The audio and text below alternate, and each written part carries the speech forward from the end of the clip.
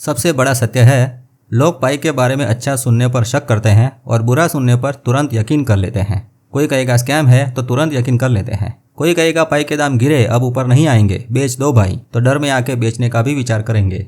अरे भाई, पायोनियर ने पाई नेटवर्क में टाइम दिया है। टाइम पूरे ब्रह्मांड में सबसे कीमती चीज़ टाइम है। जिन्होंने पाई को टाइम नहीं दिया वो अब पाई के लिए पैसा देंगे, पैसे से खरीदेंगे और खरीद रहे हैं। पाई में विश्वास होगा तभी तो कोई ना कोई खरीद रहा है ना। सिर्फ बेचने वाले लोग होंगे तो सौदा कैसे होगा, डील कैसे होगी।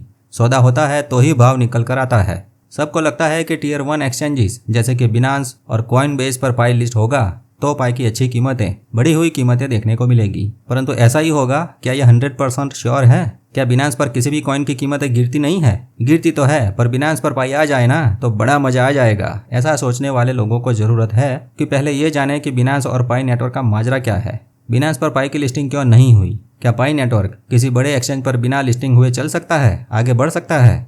जानने के लिए वीडियो पर बने रहें। सुस्वागतम।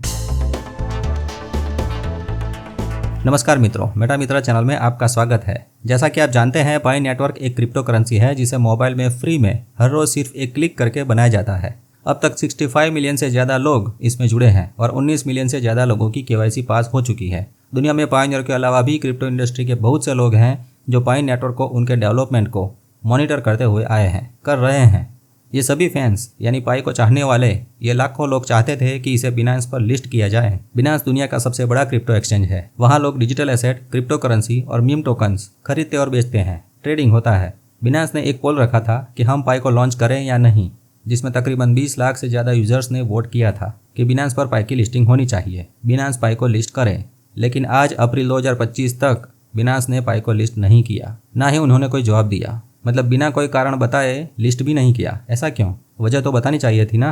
गहरा रहस्य क्या हो सकता है? क्या कोई सही तारीख का इंतजार है या फिर कोई अच्छा सा मुहूर्त निकालना बाकी है? कर क्या रहे हैं, हो क्या रहा है? कुछ पाइनियर्स का मानना है कि पाई की लोकप्रियता देखकर बिनांस ने मार्केटिंग गेम खेली। मतलब पाई नेटवर्क में बहुत सारे लोग ऐसे भी हैं जो क्रिप्टो को नहीं जानते। पाई नेटवर्क से जुड़ी हुई वो बड़ी ऑडियंस को अगर पाई का नाम लेकर अपने एक्सचेंजेस पर खींचते हैं तो कोई ना कोई पायोनियर बिनांस पर अकाउंट बनाएगा। वो अकाउंट बनाने वालों में से आज नहीं तो कल कोई ना कोई क्रिप्टो का ट्रेडिंग करेगा। उससे बिनांस को फायदा होगा फ्यूचर में। चूंकि पाई की पॉपुलैरिटी भी कम नहीं है, पाई नेटवर्क क्रिप्टो करेंसी को इतना आसान बनाना चाहता है कि कोई भी अपने फ़ोन से माइन करके पाई बनाए। और इसके लिए ना ही महंगे कंप्यूटर चाहिए, ना तो सेटअप करने का कोई टेक्निकल नॉलेज चाहिए। पाई नेटवर्क की ऐप में बस दिन में एक बार टैप करो और पाई बनाओ। इस आसान तरीके की वजह से दुनिया में लाखों लोग इससे जुड़ गए, क्योंकि करोड़ों लोगों ने पाई को आजमाया और पाई बहुत पॉपुलर हो गया। अब बिनांस को क्या दिक्कत है? भाई, बिनांस ने पाई को अब तक लिस्ट क्यों नहीं किया? क्रिप्टो के विद्वानों और विश्लेषकों ने कुछ कारण सोचे हैं कि ऐसा कुछ हो सकता है। आइए जानते हैं वो क्या है। पहली बात तो ये कि बिनांस अपनी खुद की BNB स्मार्ट चेन नाम की जो ब्लॉकचेन है उस पर बने हुए प्रोजेक्ट्स को, मीम टोकन्स को ज़्यादा पसंद करता है। लेकिन उधर पाई का तो अपना अलग से ब्लॉकचेन है जो बिनांस के सिस्टम से मेल नहीं खाता। हो सकता है बिनांस वालों ने पाई को BNB कॉइन में कन्वर्ट करने की बात की हो, परंतु पाई की टीम ने फिलहाल इसे मंजूरी ना दी हो। जैसा कि हमने देखा, दूसरे क्रिप्टो एक्सचेंजेस पर पाई को सिर्फ खरीद सकते हैं, दूसरे क्रिप्टो में कन्वर्ट नहीं कर सकते। तो पाई ने अपने एनक्लोज्ड नेटवर्क के दरवाजे पूर्ण तरह से ओपन नहीं किए हैं। पाई अभी फूंक फूंक कर अपने कदम रख रहा है, कोई भी गलती नहीं करना चाहता। दूसरी वजह यह हो सकती है कि बिनांस चाहता है कि पाई बताएं कि उनके टोकन्स कैसे बनते हैं, कितने पाई टोकन्स हैं और पाई में क्या क्या होता है। इधर पाई की टीम ने ये सब जानकारी उनको पूरी तरह से नहीं दी होगी, तो पाई की टीम की तरफ से ट्रांसपेरेंसी का इश्यू बिनांस वालों को है, ऐसा सोच सकते हैं। तीसरा पॉइंट है कानूनी दिक्कतें। कुछ देशों में जैसे कि वियतनाम और चाइना में पाई को MLM यानी मल्टी लेवल मार्केटिंग जैसा माना गया है। ये MLM थोड़ा रिस्की होता है और बिनांस ऐसी चीज़ों से अपने आप को बचाना चाहता हो, ऐसा मान सकते हैं। परंतु पायोनियर को पता है कि पाई में बिना कोई इन्विटेशन कोड के भी ज्वाइन हो सकते हैं। पाई में अकाउंट बनाते वक्त किसी का इन्विटेशन कोड नहीं देते तो भी पाई में अकाउंट बनता है। इसलिए ये वजह सही नहीं है। बिनांस को कुछ गलतफहमी हो रही है। आज बिनांस ने पाई से जो डिटेल मांगी वो अगर पाई दे देता है और उधर बिनांस भी पाई का KYB पास कर लेता है तो पाई भी बिनांस पर लिस्ट होगा। चलिए अभी देखते हैं पाई टोकन की मार्केट में हालत क्या है, मार्केट में हो क्या रहा है। बिनांस पर लिस्ट न होने की वजह से पाई टोकन की कीमत बहुत गिर गई है, ऐसा कुछ मानते हैं। अप्रैल 2025 में अपना पाई 0.56 पर है, जो पहले के मुकाबले 80% कम है। कुछ पाइनियर्स को लगता है कि पाई अभी छोटे एक्सचेंजेस पर लिस्टिंग है, इसलिए ऐसा हो रहा है, क्योंकि ये पांचों एक्सचेंजेस बिनांस जितने बड़े नहीं है। बिना बिनांस के पाई को ज़्यादा लोग बाई नहीं कर रहे हैं और इसकी कीमत ऊपर नीचे भी होती रहती है। पाई का एक और मार्केट भी ऑफलाइन चल रहा है, वो है जीसीबी वालों का। जीसीबी मतलब एक पाई की $3,14,000 वाली कीमत को मानने वाले पायोनियर्स। जीसीबी मूवमेंट को चलाने वाले मुख्य सदस्य हैं मैडम डोरिस यिन, मैडम लुमारी, मैडम नोनी और इंडिया में रमेश शेट्टी जी। इन टीम लीडरों का मानना है कि यदि लोकल एरिया में मर्चेंट्स और व्यापारी एक पाई की जीसीबी कीमत पर गुड्स एंड सर्विसेज की लेन देन करते हैं तो जब पाई का ओपन मेननेट पूरी तरह से ओपन होगा तब तक सिस्टम में ये कीमत देखने को मिलेगी। अब ये सच है कि नहीं वो तो समय दिखाएगा, परंतु अभी जीसीबी मूवमेंट को चालू रखते हुए ये सभी लीडर्स टेलीग्राम में ऑनलाइन मीटिंग के जरिए पायोनियरों को प्रोत्साहित करते आए हैं, कर रहे हैं। साथ में दूसरे लीडर्स भी पाई का ज्ञान और इंस्पिरेशन वाली स्पीच भी देते हैं, जिसकी बदौलत जीसीबी वाले पायोनियर्स कभी निराश नहीं हुए, क्योंकि उनको एक्सचेंजेस की कीमतों से कोई लेना देना नहीं है। चूंकि वो सिर्फ और सिर्फ जीसीबी की कीमत को मानते हैं तो एक्सचेंज पर पाई की कीमत देखकर उनको कोई हैरानी नहीं होती। उनके लिए तो क्रिप्टो लक्ष्मी देवी पाई की सिर्फ एक ही कीमत है, वो है जीसीबी। क्यों रमेश शेट्टी जी, सही कहा ना?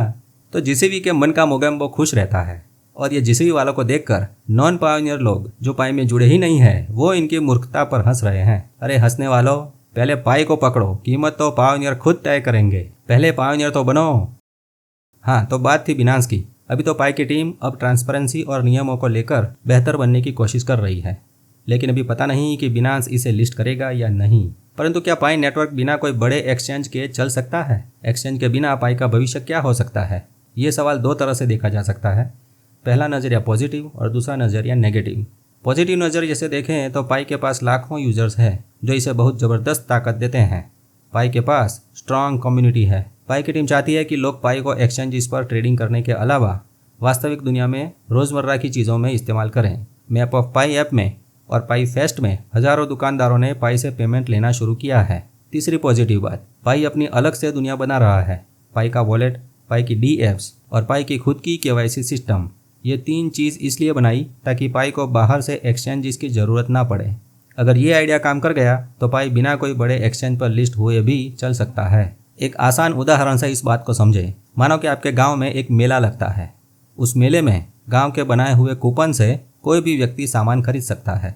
मेले में भाग लेने वाले सभी व्यापारियों की बदौलत अगर मेला अच्छा चलता है तो दूसरे शहर की दुकानों के सामान की ज़रूरत गाँव को नहीं होगी। पाई भी ऐसा ही कुछ करना चाहता है। तो ये था पॉजिटिव नज़रिया। अब नेगेटिव नज़रिए से भी देख लेते हैं। जैसा कि अभी देखा, एक्सचेंज जिस पर पाई की कीमत बहुत गिर रही है क्योंकि बहुत सारे नए टोकन्स भी मार्केट में आ रहे हैं। पाई की केवाईसी प्रोसेस में लोगों को दिक्कतें आ रही है। पायोनियर्स लोग अपने टोकन्स आसानी से निकाल नहीं पा रहे, मतलब माइग्रेशन कंट्रोल ज़्यादा है। दूसरे माइग्रेशन की कोई सटीक तारीख नहीं बताई और वैलिडेटरों को उनके केवाईसी वैलिडेशन कार्य के पाई कब मिलेंगे उसका कोई अपडेट नहीं है। तो बिनांस और कॉइनबेस जैसे बड़े एक्सचेंजेस को पाई की टीम ज़्यादा जानकारी नहीं दे रही, इसलिए कुछ लोग तो पाई को स्कैम भी कह रहे हैं, परंतु ये स्कैम प्रोजेक्ट नहीं है। एक और नेगेटिव विचार ये भी है कि अगर पाई सिर्फ अपनी दुनिया में बंद रहा और बाहर के मार्केट में नहीं आया, मतलब खुलकर दूसरे क्रिप्टो प्रोजेक्ट के साथ हाथ नहीं मिलाए, बड़े एक्सचेंज जिसको सटीक आंकड़े नहीं बताए, तो शायद ये ज़्यादा समय तक टिक नहीं पाएगा, चल नहीं पाएगा। वो मेले का उदाहरण इस नेगेटिव विचार के साथ देखें तो यह लगेगा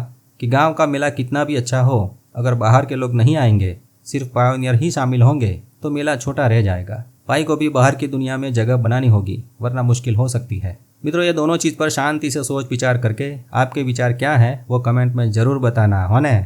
आप पाई के पायोनियर हो या न हो, जीसीबी कीमत को मानने वाले हो या न हो, परंतु मेटा मित्र को प्यार जरूर देना। इस पावन मंच पर बहती हुई ज्ञान गंगा से अभी तक कुछ ज्ञान प्राप्त हुआ है तो प्रसन्न मन से आशीर्वाद जरूर देना। आपके प्यार, दुलार और आशीर्वाद से 1 लाख सब्सक्राइबर्स तक पहुंचने आए हैं। आगे यात्रा चालू रखने के लिए आपकी दुआओं की जरूरत भी है, तो सब्सक्राइब बटन प्रेस करके दिल से कहें, मेरा मित्र मेटा मित्र।